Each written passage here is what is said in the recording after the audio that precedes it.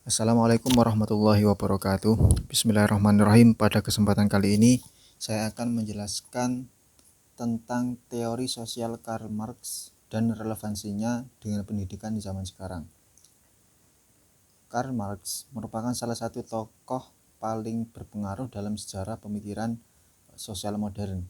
Inti dari pemikiran Karl Marx berakar pada konsep materialisme historis, yaitu pandangan bahwa seluruh aspek kehidupan sosial pada dasarnya ditentukan oleh struktur ekonomi masyarakat. Bagi Karl Marx, perubahan dalam sistem ekonomi akan mengubah seluruh bangunan sosial yang ada di atasnya. Dalam analisis Karl Marx, masyarakat terbagi menjadi dua kelas utama, yaitu kaum borjuis, yaitu pemilik alat produksi, dan juga kaum proletar atau pekerja.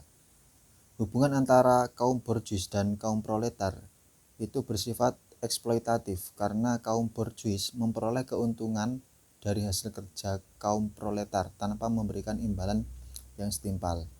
Nah, kondisi ini menimbulkan apa yang disebut Karl Marx sebagai konflik kelas atau yang disebut class struggle, yaitu pertentangan antara kelas yang menindas dan kelas yang tertindas.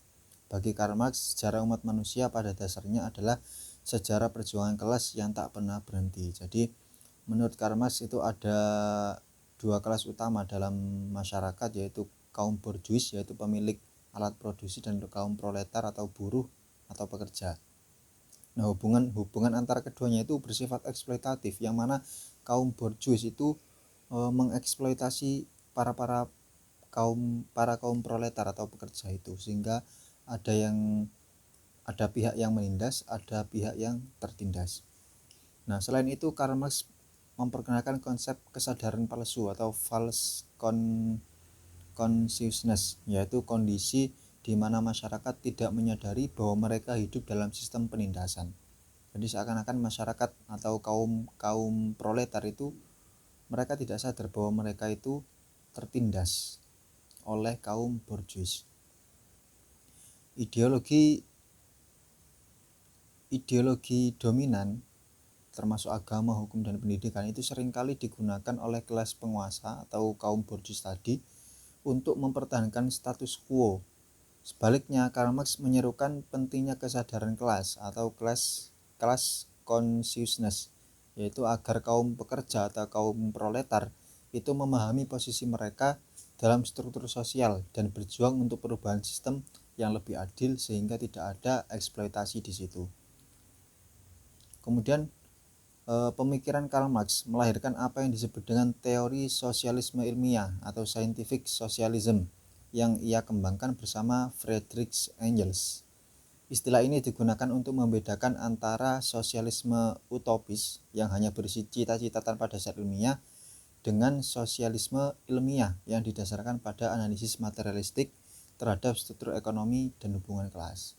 Nah, menurut sosialisme ilmiah, perubahan sosial itu tidak cukup hanya dengan moralitas atau niat baik, tetapi harus melalui perjuangan kelas yang terorganisir. Proses dialektika sejarah akan mendorong masyarakat kapitalis menuju masyarakat yang sosialis, di mana alat produksi yang dimiliki bersama dan kemudian menuju tahap tertinggi yaitu komunisme. Jadi tidak ada eksploitasi di situ antara kaum borjuis dan juga kaum proletar, karena alat produksi itu akan dimiliki bersama, bukan hanya dimiliki oleh kaum borjuis, akan tapi dimiliki bersama dan kemudian menuju tahap tertinggi yaitu komunisme tadi. Nah, dalam komunisme modern yang digagas oleh Karl Marx dan Engels tadi itu membayangkan sebuah masyarakat tanpa kelas. Kalau tadi ada kelas borjuis, ada kelas proletar. Nah, komunisme modern yang diusung Karl Marx itu tidak ada kelas di situ, tanpa kelas, tanpa eksploitasi manusia atas manusia. Jadi tidak ada kaum yang tertindas dan juga tidak ada kaum yang ditindas, di mana distribusi kekayaan dilakukan berdasarkan prinsip dari setiap orang sesuai kemampuannya untuk setiap orang sesuai kebutuhannya. Jadi ada prinsip dari Karl Marx yaitu from each according to his ability to each according to his needs, yang artinya dari setiap orang sesuai kemampuannya untuk setiap orang sesuai kebutuhannya. Nah, tujuan akhirnya bukan sekedar perubahan ekonomi, tetapi pembebasan manusia secara utuh dari sistem penindasan. Nah, meski dalam praktek sejarah beberapa negara menafsirkan komunisme secara politik dan otoriter, pemikiran Karl Marx dalam konteks ilmiah tetap relevan sebagai kritik terhadap ketimpangan sosial yang ada dan eksploitasi manusia dalam sistem ekonomi modern. Nah, kemudian relevansi pemikiran Karl Marx terhadap pendidikan zaman sekarang. Pemikiran Karl Marx tentang struktur sosial dan ekonomi memberikan lensa kritis untuk memahami sistem pendidikan masa kini. Dalam pandangan Karl Marx, pendidikan di bawah sistem kapitalisme seringkali menjadi alat ideologis untuk memproduksi atau untuk mereproduksi ketimpangan sosial. Sekolah tidak sepenuhnya netral, ia mencetak individu yang siap bekerja sesuai kebutuhan pasar, bukan individu yang berpikir kritis terhadap struktur ketidakadilan sosial. Nah, realitas ini dapat dilihat dalam orientasi pendidikan modern yang sangat menekankan kompetisi, nilai akademik, dan kesiapan kerja, sementara aspek kemanusiaan dan kesadaran sosial sering terabaikan. Nah, pendidikan menjadi komoditas ekonomi dalam zaman sekarang itu pendidikan menjadi komoditas ekonomi, di mana akses terhadap sekolah atau universitas berkualitas itu sangat bergantung pada kemampuan finansial. Akibatnya, anak-anak dari keluarga kaya itu lebih mudah memperoleh pendidikan yang bermutu, sementara mereka yang dari keluarga miskin itu terjebak dalam siklus ketimpangan, atau sesuai dengan konsep Karl Marx tentang reproduksi kelas dalam masyarakat kapitalis. Jadi ketika pendidikan itu menekankan kompetisi, nilai akademik, dan kesiapan kerja, itu akan adanya ketimpangan antara siswa yang dari kelas ekonomi tinggi dengan siswa yang dari kelas ekonomi rendah. Siswa yang dari kelas ekonomi tinggi itu rata-rata akan masuk ke sekolah yang berkualitas. Begitu juga sebaliknya, yang dari masyarakat miskin itu akan sulit untuk masuk ke sekolah yang berkualitas, dan rata-rata itu akan masuk ke sekolah yang kurang bermutu gitu loh. Jadi ada ketimpangan sosial, atau secara tidak langsung ada yang ditindas, ada yang menindas. Nah, namun demikian, pemikiran Karl Marx juga membuka jalan bagi pendidikan yang membebaskan dan transformatif.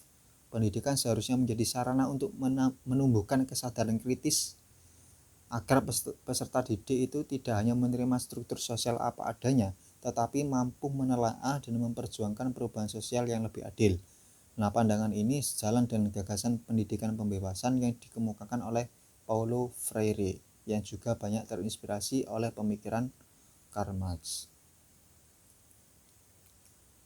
Nah, dalam konteks Indonesia, relevansi pemikiran Karl Marx dapat dilihat dari berbagai persoalan pendidikan yang masih kita hadapi.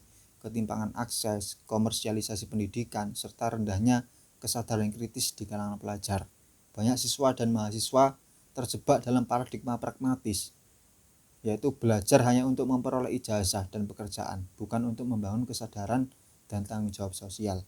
Nah, untuk itu pendidikan di Indonesia perlu diarahkan pada pendidikan yang berkeadilan sosial, yang tidak sekedar mencetak tenaga kerja, tetapi membentuk manusia yang berpikir bebas, kritis, dan empatik terhadap realitas sosial. Nah, nilai-nilai seperti solidaritas, kejujuran, tanggung jawab, dan keberanian moral harus menjadi inti dari sistem pendidikan agar generasi muda mampu menjadi agen perubahan sosial, bukan sekedar bagian dari mesin kapitalisme modern. Jadi dalam kenyataannya memang di Indonesia itu ada ketimpangan sosial antara siswa yang miskin dan siswa yang kaya, atau bahkan ada ketimpangan akses, ada juga komersialisasi pendidikan. Jadi seakan-akan pendidikan ini sebagai sumber ekonomi kalau dalam realitas sosial di Indonesia. Mungkin itu cukup apa yang saya jelaskan mengenai teori sosial Karl Marx dan relevansinya dengan pendidikan zaman sekarang, khususnya di Indonesia. Sekian, kurang lebihnya mohon maaf. Wassalamualaikum warahmatullahi wabarakatuh.